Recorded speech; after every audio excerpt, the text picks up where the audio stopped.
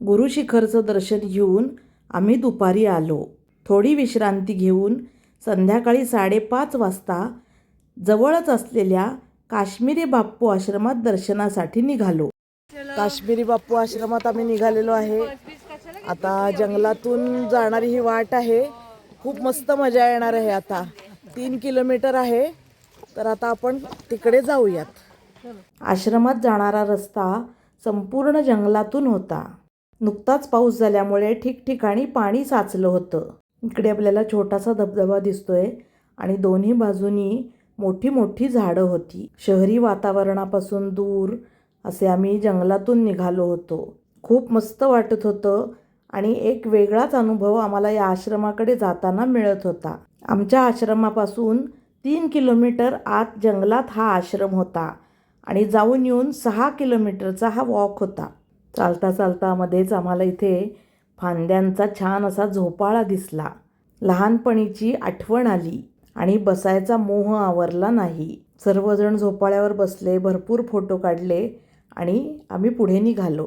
आपण आता ज्या काश्मीरी बाप्पू आश्रमात जाणार आहे तो आश्रम काश्मीरी बाप्पू यांनी बांधलेला आहे. ते संन्यासी होते आणि मूळचे काश्मीरचे होते.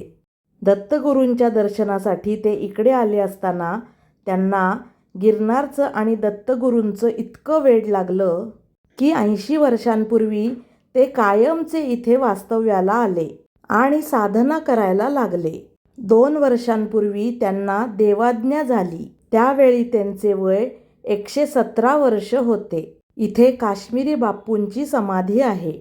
या जंगलाच्या मागे जो पर्वत आहे त्याला दातार पर्वत म्हणतात.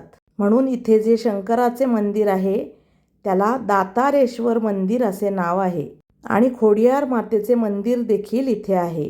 काश्मीरी बाप्पूंची एक परदेशी शिष्या आहे. ती 60 वर्षांपूर्वी या आश्रमात आली. सध्या त्यांच्या त्या शिष्या 80 वर्षाच्या आहेत आणि आत्ता आश्रमामध्ये त्या आहेत. त्यांचे देखील आपल्याला आश्रमामध्ये दर्शन होणार आहे.